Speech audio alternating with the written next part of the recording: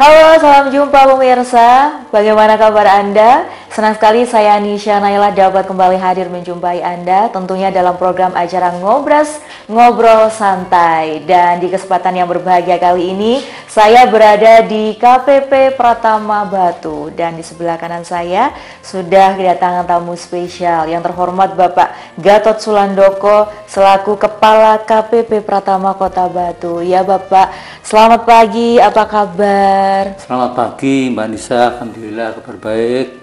Iya Bapak, terima kasih ya Bapak ya, Bapak sudah berkenan untuk nanti ngobrol-ngobrol di program acara Ngobras atau Ngobrol Santai di Dharma TV kali ini. Ya Bapak, ngomong-ngomong ya, saya berada di KPP Pratama Batu, tentunya akan membahas tentang pajak ya Bapak ya. Monggo, silakan. Boleh ya Bapak ya, boleh, pemirsa yang ada di rumah ini dan dimanapun Anda berada, tentunya penasaran terkait pro dan kontra adanya pajak, karena belakangan ini Bapak adanya kasus ya Bapak ya, kasus yang beredar dan viral di tengah masyarakat tentang pajak ya. Tapi saya tidak membahas tentang apa itu kontroversinya. Yang di sini yang saya tanyakan adalah pro dan kontranya Bapak ya. Dimana tentunya pajak itu ada jenisnya, kemudian manfaatnya. Nah, Bapak Gatot bisa menjelaskan kepada pemirsa di manapun Anda berada ini apa jenis pajak, kemudian manfaatnya seperti apa, sehingga masyarakat ini tidak ragu untuk membayar pajak, karena ada ini ya Bapak, di masyarakat, di tengah masyarakat itu ada selintingan ya, ngapain membayar pajak gitu ya, pajak kan dikorupsi seperti itu. Nah ini bisa dijelaskan, silakan Bapak Gatot. Baik Mbak Nisa, Iya. Para pemirsa Dharma TV, alhamdulillah kita hari ini bisa podcast bareng dengan Mbak Nisa. Terima kasih. Mungkin pertama-tama saya jelaskan dulu ya, Iya. pengertian dari pajak itu Baik. apa ya. Iya. Jadi di sumber hukum tertinggi kita, Iya. sumber hukum tertinggi kita adalah di Undang-Undang Dasar 45, itu sudah ada ketentuan mengenai pajak. Jadi para pendiri bangsa kita itu pada tahun 1945, tepatnya pada saat sidang BPUPKI, itu tanggal 14 Juli, tercetuslah kata-kata pajak. Jadi pajak itu sudah ada di situ. Diatur tanggal 14 Juli itu di sidang BPUPKI itu adalah pajak adalah pungutan yang ditetapkan berdasarkan undang-undang. Jadi memang sudah ada bunyinya, literalnya mungkin seperti itu, tidak seperti itu, tapi intinya adalah pungutan yang bersifat wajib yang ditentukan dengan undang-undang.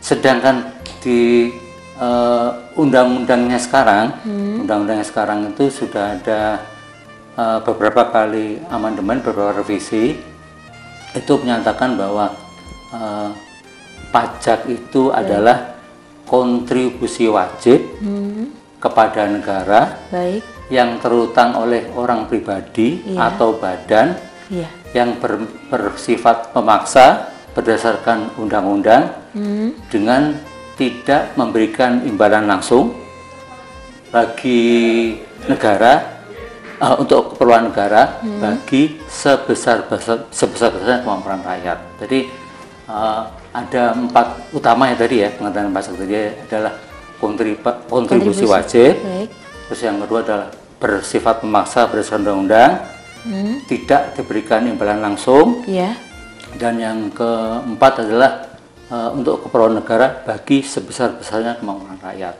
itu. Jadi memang beda dengan distribusi. Kalau distribusi itu seperti pajak parkir gitu ya Pak ya. Terus kemudian ada pajak iuran sampah yang oleh pemerintah itu kan langsung ya.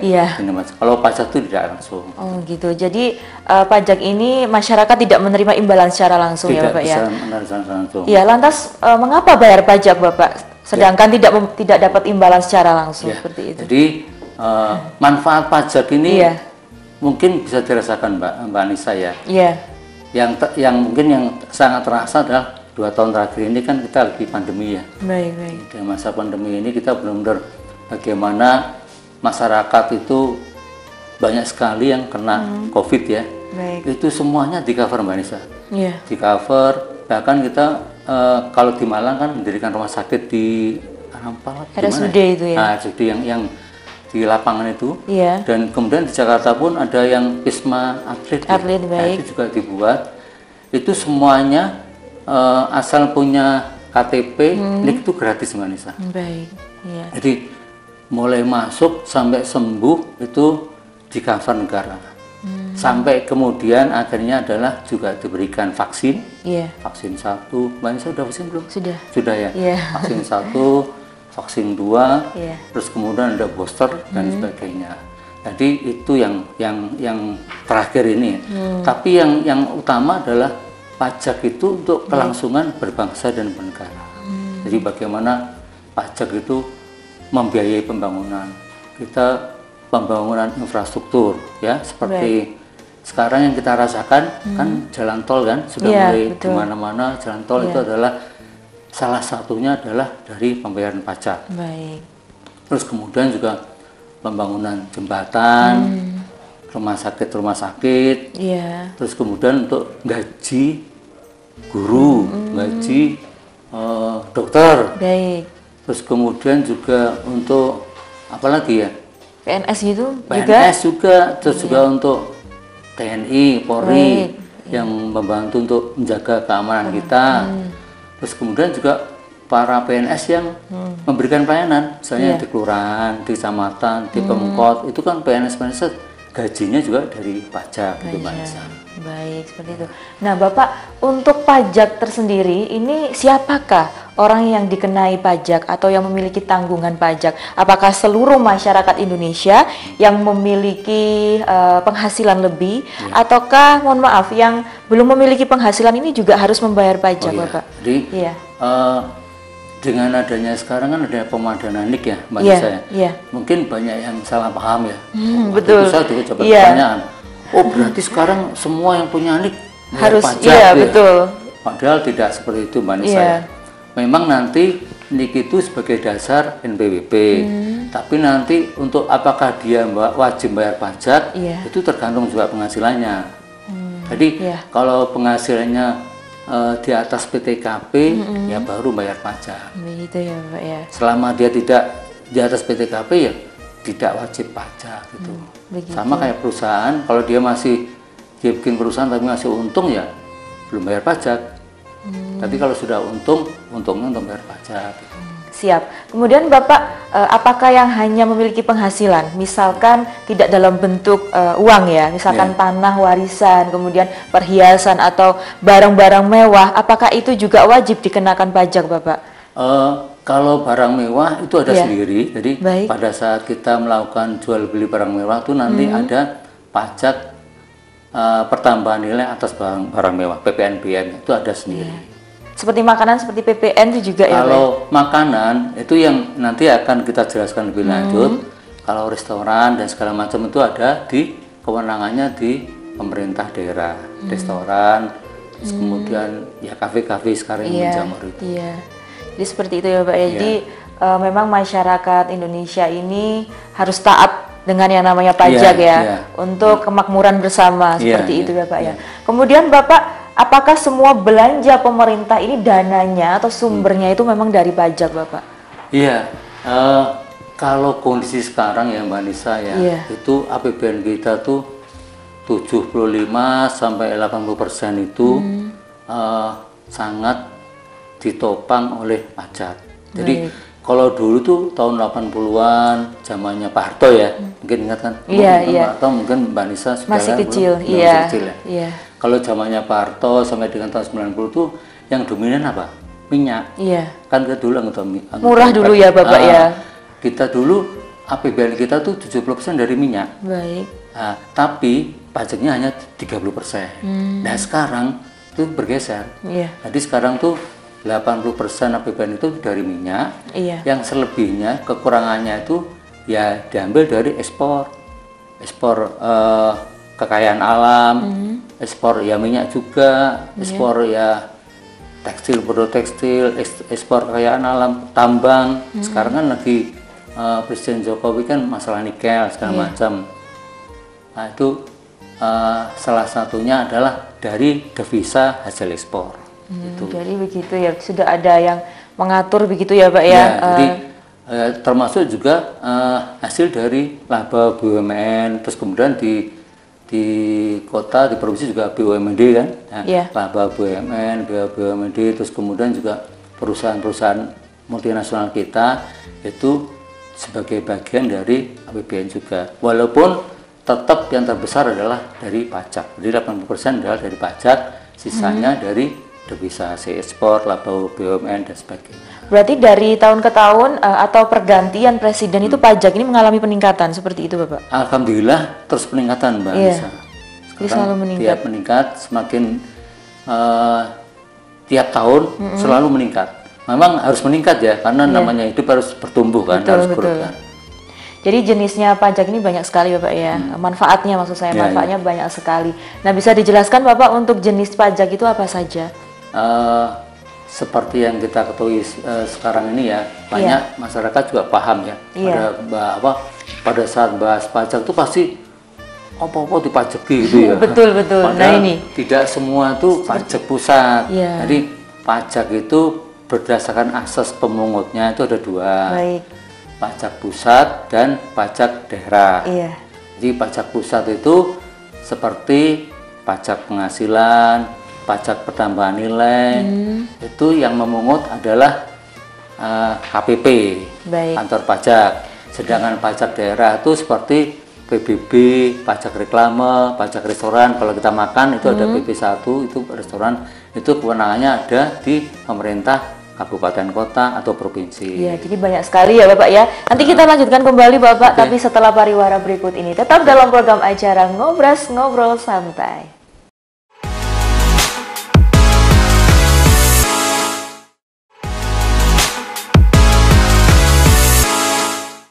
Masih dalam program acara Ngobras Ngobrol Santai bersama saya Nisha Naila dan tentunya dengan Bapak Gatot. Ya Bapak, masih semangat Bapak? Semangat dong. Semangat ya. Ya Bapak, tadi kita membahas tentang jenis pajak ya. Ada yang belum dijelaskan, bisa dijelaskan kepada pemirsa Dama TV terkait jenis-jenis pajak itu apa saja, agar pemirsa dimanapun berada ini tahu Bapak jenis-jenisnya, jadi tidak salah begitu dalam mengambil keputusan nantinya mau membayar pajak yang seperti apa. Ya silakan. Ya, baik para pemirsa TV, ada dua jenis pajak yang utama ya Mbak Anissa ya. Jadi pajak pusat, pajak pusat itu kewenangannya yang memungut adalah pemerintah pusat. Dan kewenangan ini diserahkan kalau untuk Kota Batu ada di kantor pelayanan pajak Pratama Batu. Jadi pajak pusat itu meliputi pajak penghasilan, pajak pertambahan nilai, pajak pertambahan atas barang mewah, pajak pertambahan atas barang mewah, terus kemudian biaya materai, itu adalah jenis-jenis pajak yang kewenangannya ada di pemerintah pusat. Dalam hal ini secara vertikal ada di kantor pelayanan pajak Pratama Batu, yang di bawahnya Direktorat Jenderal Pajak, terus kemudian dari bawahnya juga Kementerian Keuangan. Iya, apa saja itu Bapak jenis pajaknya yang dibayarkan di KPP Pratama? Ada PPH, ada PPN, ada PPNBM, terus kemudian biaya materai. Jadi itu yang dibayarkan di KPP ya, atau harus disetorkan gitu ya Bapak ya. Kemudian untuk pajak daerah atau masyarakat lebih mengenalnya Dispenda ya Pak ya. Dispenda. Ya, itu apa saja Bapak yang kalau pajak daerah itu biasanya sifatnya agak seperti retribusi ya, jadi langsung dinikmati gitu kan. Jadi misalnya kita bikin reklame, spanduk, itu ada pajak reklame kan. Mungkin kalau lihat di jalan dari spanduk, di sana ada tulisan benda, ada daluarsanya, itu pajak daerah. Terus kemudian kalau kita makan di restoran, di kafe, itu kan ada juga, kalau kita struknya PP1 ya, pajak pengguna 1. Itu juga punyanya pemerintah daerah. Terus kemudian ada distribusi, terus kemudian pajak kendaraan bermotor. Yang kalau kita misalnya kena tilang gitu. Nah, tiap tahun kan kita bayar itu pajaknya. Tiap tahun bayar PKB ya, itu terus 5 tahun ganti pulang, itu ada di kewenangannya di Polres, di Samsat, kota atau kabupaten. Jadi bukan ke Dispendanya itu ya? Ke Samsatnya. Terus kemudian ada lagi pajak PBB. Nah, PBB ini dulu kewenangannya di kantor pusat, di pemerintah pusat. Nah, seiring dengan bergulirnya otonomi, nah sekarang kewenangan PBB ini diberikan ke pemerintah kabupaten atau kota. Baik. Mengapa kok tidak diambil alih semua Bapak oleh KPP atau pusat begitu? Ya, ini juga tadi dalam rangka untuk memberikan otonomi seluruhnya kepada pemerintah kabupaten kota, sehingga nantinya tidak semuanya bergantung ke pusat. Baik. Jadi seperti itu ya Bapak ya. Kemudian untuk PBB atau pajak bumi dan bangunan dan PKB ini yang memungut ini juga bukan DJP? PBB sama PKB itu juga di kewenangannya ada di kabupaten kota. Kalau dulu namanya apa? Dispenda ya. Dispenda nah, sekarang tiap daerah itu namanya beda-beda Mbak Nisa. Ada yang namanya BPKAD atau BPB. Nah, kalau di Batu kalau nggak salah Bapenda ya. Itu beda-beda. Tapi intinya sama, itu adalah dinas pendapatan daerah. Kayak DJP-nya kabupaten kota itu. Daerah begitu ya. Untuk KPP Pratama Batu ini jadi hanya melingkupi Batu saja Bapak pelaporannya? Jadi, wilayah kerja KPP itu biasanya mengikuti wilayahnya pemerintah kabupaten kota. Kalau untuk KPP Batu ya kebetulan hanya untuk kota Batu yang terdiri dari 3 kecamatan, Jonrejo, Batu sama Bumiaji ya. Nah, 3 kecamatan aja. Kemudian gini Bapak, misalkan ada yang wajib pajak itu tidak mau untuk membayar pajak dengan berbagai alasan apapun. Setahu saya kalau pada saat Dispenda itu kan ada PBB begitu ya. PBB kan masuk ke Dispenda betul ya Bapak ya. Itu apakah didatangi ke rumahnya atau perusahaannya? Nah kalau di KPP Pratama Batu apakah seperti itu Bapak, jemput bola istilahnya? Oh iya. Kalau sistem pajak kita kan sistemnya self assessment ya Mbak Nisa ya. Jadi wajib pajak atau orang pribadi atau pengusaha itu silahkan melaporkan sendiri. Jadi dia menghitung sendiri kira-kira setahun itu penghasilannya berapa. Nah, tapi nanti kita akan menyandingkan dengan data yang kita terima dari beberapa sumber. Jadi misalnya nanti ada wajib pajak melaporkan, misalnya pajak saya tahun ini 1 juta. Nah, nanti misalnya, oh ternyata di KPP kita punya data dari bank, kita punya data dari supplier, ternyata pemasukannya dia aja itu 10 juta gitu kan. Nah, nanti kita akan menerbitkan SP2DK. Apa itu SP2DK? Surat permintaan penjelasan data dan keterangan. Tapi intinya kita menganut pajak self assessment ya. Jadi kita percaya penuh kepada wajib pajak, kepada pengusaha untuk menghitung dan melaporkan sendiri. Nah, tapi nanti pada saat dia sudah masuk, terus kita ada data, nanti kita berikan SP23 untuk ditanggapi oleh wajib pajak. Baik, jadi ini KPP Pratama ini betul-betul percaya Bapak ya kepada wajib pajak gitu ya. Jadi misalkan penghasilannya 10 juta yang Bapak sampaikan tadi, kemudian dilaporkan misalkan 5 juta, itu tetap dipercaya Bapak ya?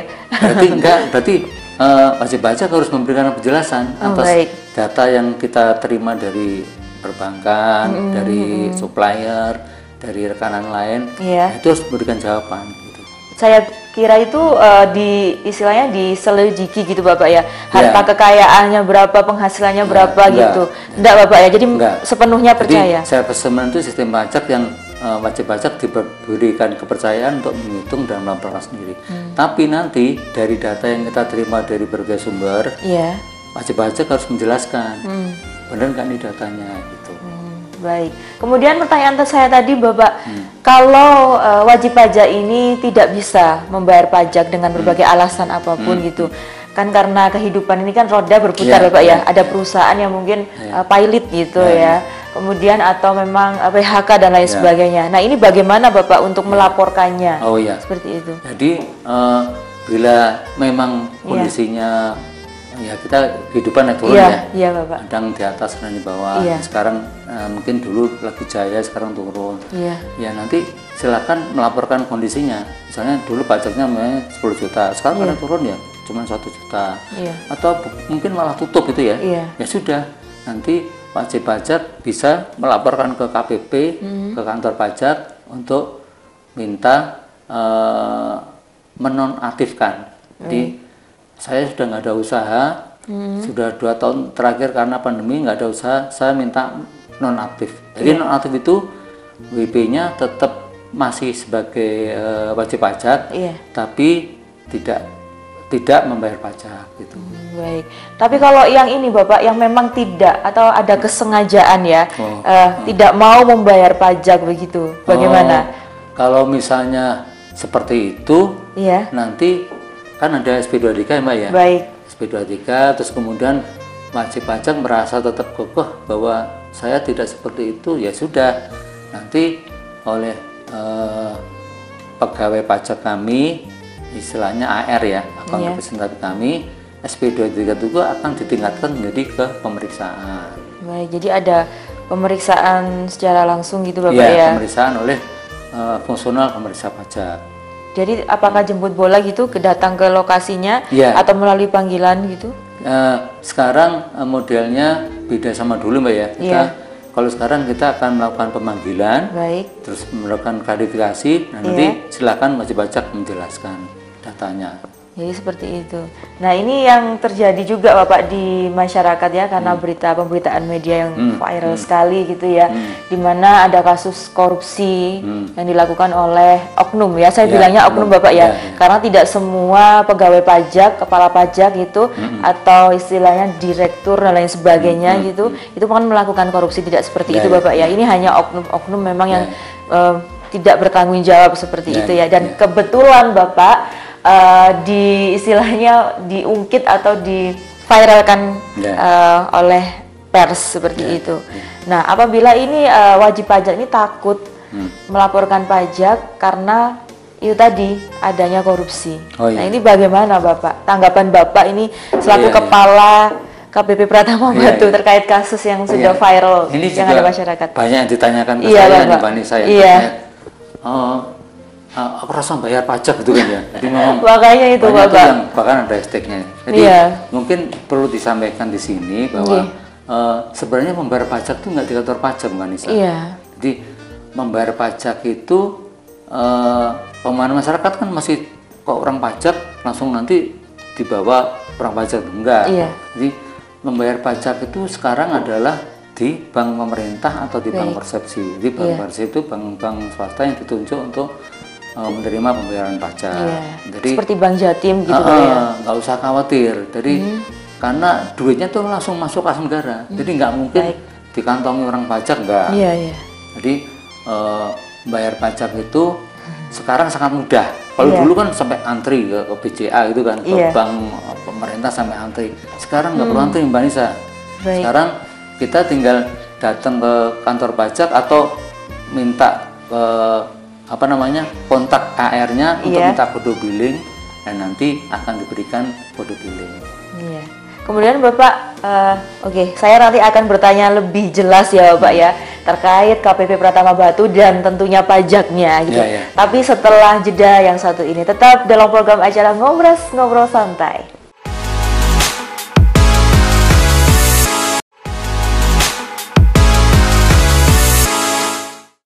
Terima kasih pemirsa, Anda masih bersama kami tentunya dalam program acara Ngobrol Santai bersama saya Nisha Naila dan Bapak Gatot ya, selaku kepala dari KPP Pratama Kota Batu. Iya Bapak, dingin banget Pak di sini Batu. Iya nih, ini kebetulan juga aslinya dingin ya. Iya. Padahal Batu udah dingin ya. Iya, ditambah dingin sama dingin ya Pak ya. Tapi lebih hangat Bapak karena pembahasan kita ini viral sekali tentang pajak. Ya Bapak, kembali lagi tentang pajak Bapak ya. Tadi belum disampaikan pada Bapak Gatot, silakan. Jadi ini Mbak Nisa ya, terkait membayar pajak ini, sekarang kita juga mudah ya. Jadi kita nggak perlu datang ke bank, ya cukup dengan gadget bisa. Jadi pakai gadget, kita tinggal minta kode billingnya ke AR. AR itu akun representatif kita. Jadi setiap wajib pajak itu sebenarnya punya AR-nya Mbak, yang membantu kita untuk melaksanakan pemenuhan kewajiban perpajakannya. Nah dengan nanti kode billing itu ya sudah, kita tinggal buka m-banking, bank mana yang kita mau, ya sudah dengan kode billing itu sudah kita bisa bayar pajak. Jadi mudah sekali. kalau zaman dulu kan kita harus antri, ambil nomor, nanti dipanggil. Enggak, sekarang bisa dari rumah, bisa dengan rebahan, itu kita bisa bayar pajak. Begitu ya. Jadi bayar pajak itu tidak di kantor pajak, tidak ke orang pajak, tapi ke bank dengan gadget bisa. Jadi ada beberapa sistem ya Pak yang bisa dimiliki atau yang bisa diambil gitu ya Pak ya, langkah yang diambil oleh pemirsa Dhamma TV melalui bank yang sudah ditunjuk ya Pak ya. Seperti bank pemerintah itu Bank Jatim. Misalkan ini Bapak di kantor pos apa juga bisa? Kantor pos juga bisa. Kantor pos juga bisa ya. Kelebihan kantor pos malah kalau bank kan sampai Jumat ya. Iya, betul. Kalau kantor pos tuh Sabtu bisa. Sabtu bisa ya. Kemudian kalau tidak bisa datang secara langsung Bapak ya. Sekarang sudah mudah ya Pak ya, dengan satu genggaman ya. Dengan satu genggaman gadget sambil rebahan bisa. Apakah sudah disosialisasikan Bapak terkait itu ya? Jadi, melalui mana bisa disampaikan? Jadi pembayaran pajak ini bisa online di seluruh bank pemerintah maupun bank persepsi. Bank persepsi itu bank yang ditunjuk oleh pemerintah, juga bisa membayar pajak melalui kantor pos. Baik. Kalau melalui online ini Bapak bagaimana? Dengan apa? Ya. Link nanti, apa?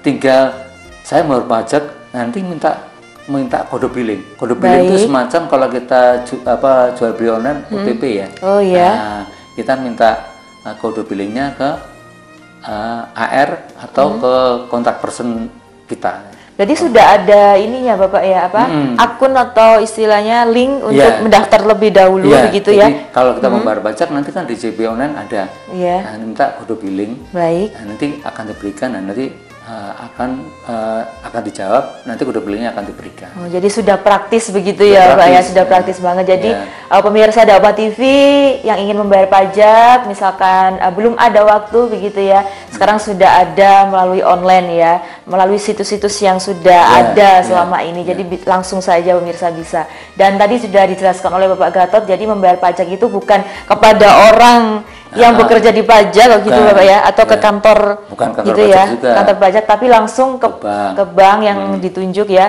di daerahnya masing-masing ya. Kalau di Jawa Timur ya bank daerah ya Pak ya, gitu ya. Bisa di Bank Jatim, bisa BNI, BRI, pokoknya bank pemerintah ya, sama bank persepsi, bank swasta yang ditunjuk oleh pemerintah juga. Nah, seperti itu. Jadi semua sudah praktis sekarang pemirsa. Kemudian Bapak, tanggapan Bapak ya selaku Kepala KPP Pratama Batu terkait adanya kasus viral yang masyarakat ini dampaknya kepada masyarakat tidak ingin membayar pajak. Nah, menurut Bapak citranya pajak ini apakah menurun dengan adanya hal itu, dan bagaimana membangun lagi citra itu? Karena terus terang saja Bapak, karena adanya kasus tersebut ini masyarakat Indonesia ini Bapak kurang percaya lagi terhadap pajak. Yang awalnya pemerintah itu sudah istilahnya gencar-gencar Bapak ya, untuk ayo bayar pajak, ayo taat pajak gitu. Ternyata dikorupsi oleh ininya sendiri, oknum tertentu yang kurang bertanggung jawab seperti itu. Nah, menurut Bapak, tanggapan Bapak bagaimana? Jadi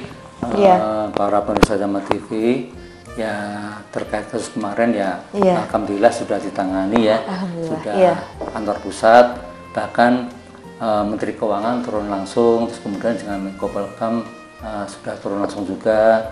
Bahkan kemarin pun Pak Jokowi juga turun langsung ke KPP Pratama Solo ya, Surakarta ya, untuk memasukkan SPT-nya. Jadi Pak Jokowi sudah memasukkan SPT-nya dan mengimbau kepada seluruh masyarakat untuk membayar pajak, karena memang pajak ini tumpuan dari APBN kita. Betul. Yang namanya oknum itu di mana saja ada ya.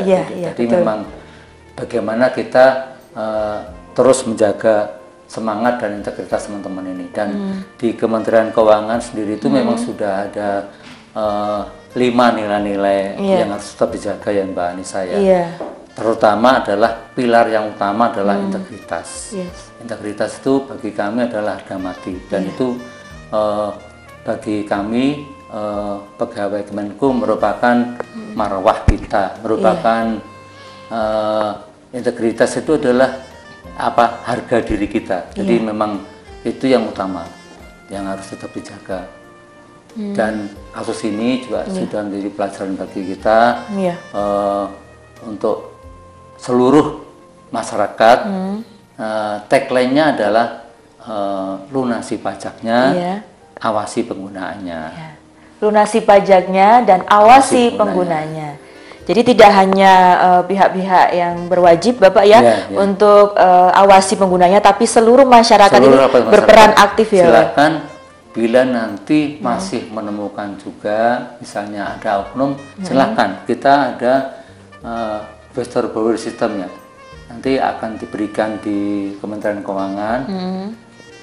Kalau ada terkait, bahkan di tiap KPP ada Mbak Nisa, ada kotaknya, ada juga hotline-nya, itu pengaduan gitu ya Pak ya? Ada. Jadi nanti tiap hari itu selalu muncul Google review-nya. Kira-kira ada masalah apa, nanti kita akan kaji.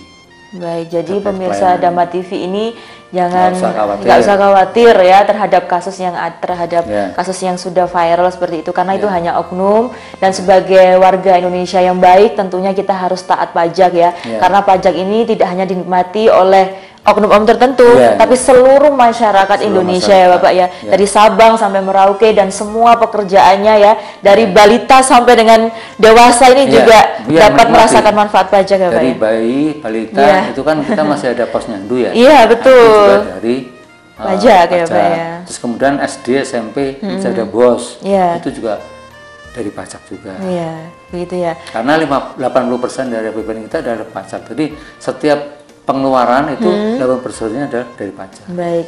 Kemudian Bapak, untuk pajak sendiri ini apakah hanya ada di Indonesia? Misalkan di negara-negara lain itu apakah juga ada pajaknya? Seluruh dunia. Hampir bahkan ada apa namanya idiom ya, bahwa dalam hidup ini ada dua yang tidak bisa dipungkiri, kematian dan pajak. Iya itu semua orang masih kena itu. Ya, kemudian jadi semua negara punya, termasuk di Amerika, di Jepang, di Australia itu ETO itu juga ada, di Thailand juga ada, semua negara ada. Semua negara ada ya Pak. Apa jadinya jika suatu negara ini tidak ada pajak Pak? Waduh, saya nggak bisa bayangin. Contohnya kalau kita ya, APBN kita misalnya 80% apa dari pajak ya. Otomatis untuk kurangnya berarti harus apa? Utang. Nah ini sebenarnya dengan pajak ini adalah untuk menjamin kemandirian kita. Jadi semakin besar apa namanya potensi proporsionalnya pajak, proporsi pajak ke APBN ya, semakin kita akan menjadi bangsa yang mandiri. Karena kekurangannya pajak yang 20% tadi bisa jadi ditambal dengan utang. Baik, seperti itu ya.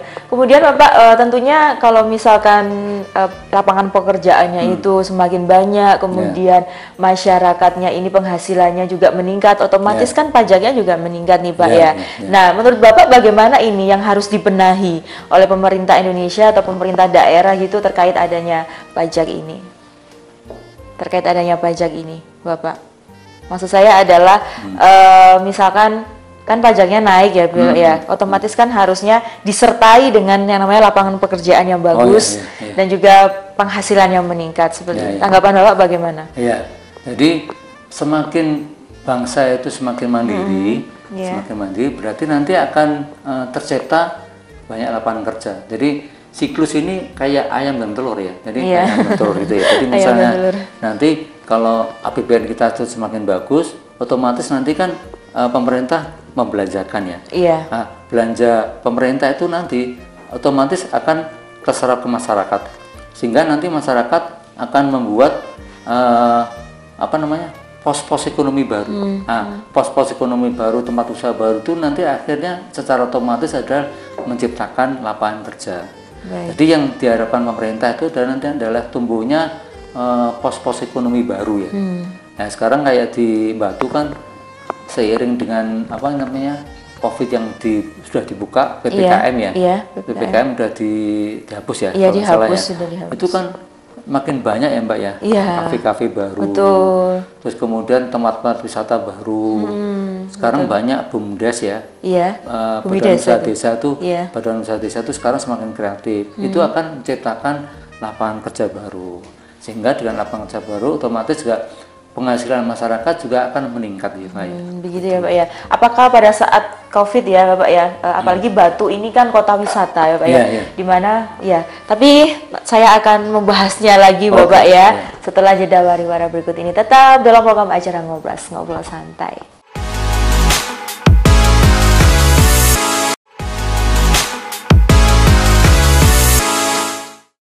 Masih dalam program acara Ngobrol Santai pemirsa, dan kita sudah banyak sekali membahas tentang pajak, fungsi dan lain sebagainya bersama Bapak Gatot selaku kepala dari KPP Pratama Batu. Bapak terima kasih ya Bapak ya, Bapak sudah menjelaskan lebih detail gitu tentang pajaknya. Jadi pemirsa Dhamma TV ini banyak sekali pengetahuan tentang pajak. Tadi juga kita singgung tentang pajak ya, terkait dengan adanya COVID-19 ya Pak ya. Tadi masih terputus ya karena adanya iklan ya. Bisa dijelaskan kembali kepada pemirsa Pak terkait hal itu? Ya, kemarin dengan adanya pandemi bagi Kota Batu sangat berpengaruh ya, karena memang ya Pak ya, sebagian besar penghasilan daerah itu dari wisata. Jadi kan kita KWB ya, Kota Wisata Batu, memang penghasilannya sebagian besar adalah wisata. Pada saat pandemi itu benar-benar tutup. Nah, tapi alhamdulillah kan pemerintah menggelontorkan insentif-insentif ya. Jadi perusahaan-perusahaan yang besar ya, yang bergerak di bidang pariwisata seperti Jatim Park Group, Selekta Group itu diberikan insentif Mbak. Dan mereka alhamdulillah juga tidak mem-PHK karyawannya. Jadi mereka hanya memberikan sistem gajinya berdasarkan masuk. Jadi ada yang seminggu 2 kali, ada seminggu 3 kali, itu diterapkan oleh manajemen mereka. Sehingga alhamdulillah Batu walaupun sangat terdampak karena kehidupan kita itu benar-benar kunjungan wisata. Nah, selama ditutup 2 tahun itu sangat terasa, dan itu juga berdampak kami Mbak. KPP Batu juga terasa. Jadi penerimaan kami 2 tahun pasca pandemi itu juga jatuh sekali, karena memang wajib pajaknya juga nggak ada usaha, dan kita juga maklum, dan mereka juga diberikan insentif untuk tidak memberikan pajak. Jadi diberikan insentif juga sama pemerintah pusat itu. Intensifnya ini berupa apa Bapak? Apa keringanan dalam membayar pajak ataukah dalam bentuk money atau uang begitu? Ya, ada 2 opsi ya yang diberikan oleh PEN, Pemilihan Ekonomi Nasional itu yang diselenggarakan oleh Menteri Keuangan. Ada juga yang lewat pemerintah kabupaten kota, ada juga dari pemerintah pusat yang dari kami pajak itu, mereka diberikan keringanan untuk tidak memberikan pasal 25-nya. Karena memang nggak ada usaha, nggak ada penghasilan. Dan dari pemerintah pusat, pemerintah kabupaten kota, mereka diberikan insentif, diberikan dana ya Pak ya, untuk pembangunan usahanya. Untuk ya nggak ada usaha ya otomatis untuk gaji karyawannya bagaimana? Itu dibantu oleh PN itu, program PEN, Pemilihan Ekonomi Nasional itu. Baik, tapi untuk pajaknya sendiri tetap bayar ya Pak ya, tapi ada keringanan begitu kan? Tapi ada keringanan, jadi sangat terasa sekali. Jadi 2 tahun terakhir itu, bahkan yang 2 tahun terakhir itu kalau nggak salah mereka hampir tidak melakukan pembayaran. Itu kita maklum. Ya. Kemudian Bapak, apakah yang namanya pajak itu bisa dihutang Bapak? Ya, apakah boleh begitu perusahaan atau perorangan ini membayar pajaknya tapi dihutang dulu, nanti dulu gitu? Ya, kalau terkait hutang pajak ini kan tidak semua wajib pajak bisa langsung bayar lunas kan? Jadi memang gitu ada, walaupun sudah ada terbit surat ketetapan pajak, kadang-kadang juga belum dibayarkan.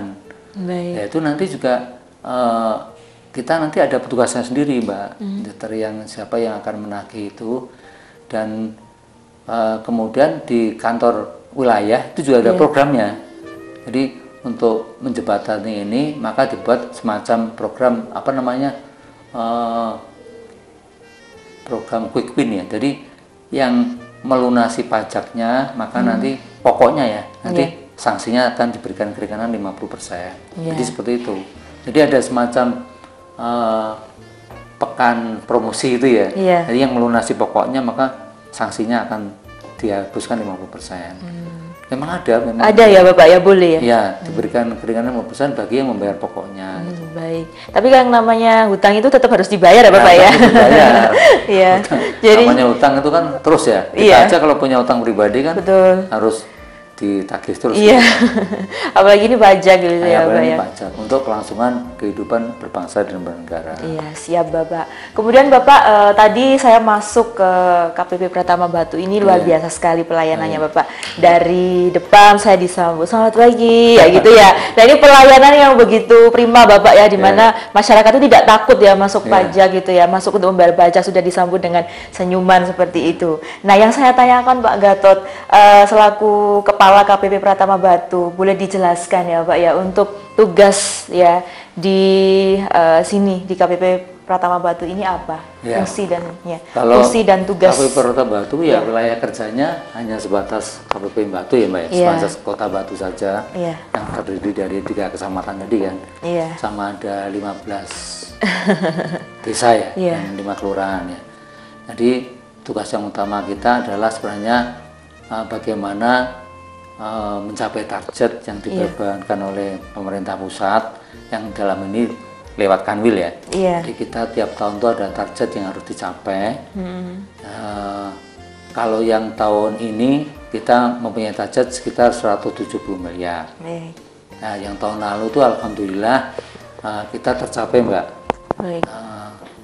Kita bahkan melampaui dari target yang ada itu kita mencapai 135%. Harusnya kan 100% ya. Jadi kita 135%. Ya walaupun tahun lalu tuh karena ada program pengungkapan PSS itu, pengungkapan mandiri itu ya, program yang apa namanya semacam tax amnesty jilid 2 itu, itu kan itu yang terbantunya kita itu. Karena memang waktu itu kan bagaimana merangsang walaupun kondisi COVID tapi tetap bisa bayar pajak, akhirnya diberikan opsi untuk mengikuti tax amnesty. Walaupun istilahnya sebenarnya bukan tax amnesty ya, tapi program pengungkapan sukarela PPS ya.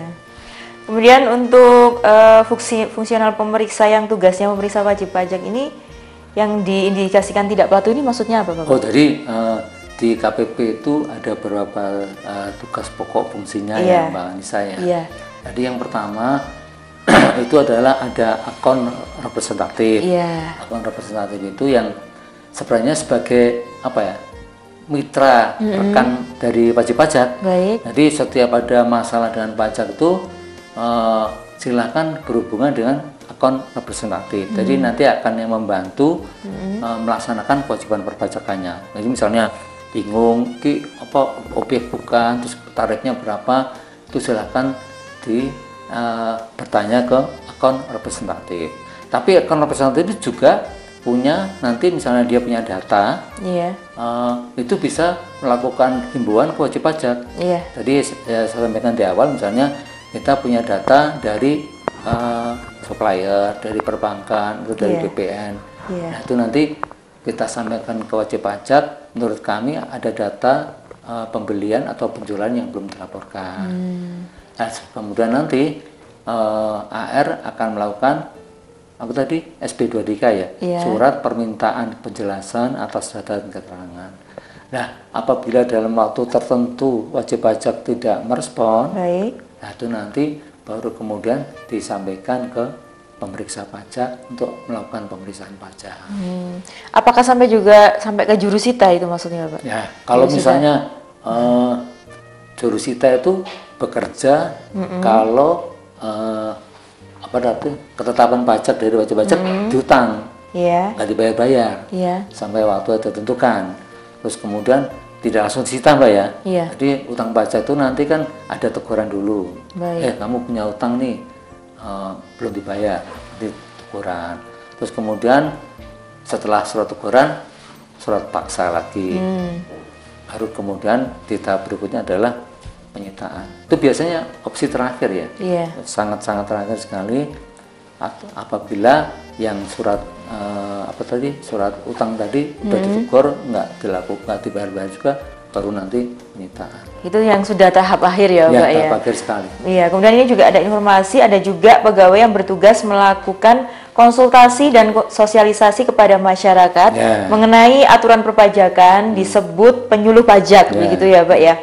Jika warga Kota Batu ingin melakukan konsultasi, bisa langsung datang ke KPP Pratama Batu atau melalui nomor WhatsApp di nomor 0811-320-94666. Saya ulangi kembali pemirsa, jadi jika Anda ingin sosialisasi atau ingin tahu tentang aturan pajak, maksud saya, ini bisa langsung datang ke KPP Pratama Batu atau melalui WhatsApp di nomor 0811-320-94666 atau yang ada di layar kaca Anda pemirsa ya. Jadi bisa ya Bapak ya untuk misalkan ingin tanya pajak lebih detail, itu ada yang namanya penyuluh pajaknya. Silakan di kontak center kami itu di WA tadi yang disampaikan oleh Mbak Nisa tadi. 0811-320-94666. 6-nya 3 kali. Iya, 6 kali. Iya Bapak ya. Kemudian Bapak sejauh ini apakah yang disampaikan Bapak tadi sudah memenuhi target kah untuk KPP Pratama Batu dalam melaksanakan tugasnya? Kalau untuk tahun kemarin alhamdulillah mencapai Mbak. Mencapai. Jadi kita bahkan kita 135%. 135%. Banyak sekali. Jadi kita mencapai kemarin 205 miliar. Wow, luar biasa sekali Bapak ya. Nah, sama seperti PAD-nya Batu ternyata. PMD Kota Batu juga sebesar itu. Sebesar itu Bapak ya. Walaupun APBD-nya mereka 1,1 triliun ya. Jadi PAD-nya cuma 200. Baik. Berarti yang 800 dari pemerintah pusat juga. Oh, luar biasa sekali. Selamat ya Bapak ya. Semoga Bapak memimpin KPP Pratama Batu ini diberikan kesehatan, umur yang panjang, dan tentunya bisa memimpin KPP Pratama Batu ini dengan sukses ya Bapak ya. Terima kasih sudah memimpin KPP Pratama Batu dengan luar biasa Bapak. Terima kasih Mbak Nisa. Sama-sama, saya juga mengucapkan terima kasih atas kesempatannya Dama TV bisa ngobrol santai dengan Bapak Gatot. Ternyata Bapak Gatot ini juga santai ya Bapak ya.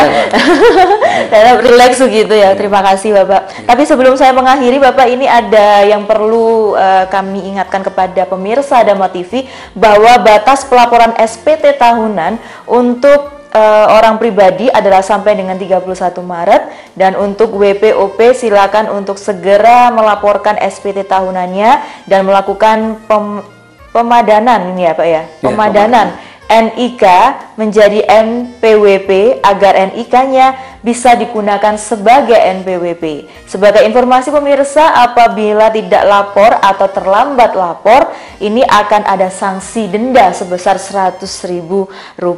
Jadi ini ya pemirsa ya, jangan lupa untuk tetap terus ya diingatkan ya istrinya, suaminya ya, rekan kerjanya dan lain sebagainya untuk terus melaporkan SPT-nya sebelum sampai 31 Maret. Jadi sebelum 31 Maret kalau bisa ya Bapak ya. Baik, itu informasinya dari KPP Pratama Batu. Baik Bapak, luar biasa sekali obrolan kita pada kesempatan kali ini.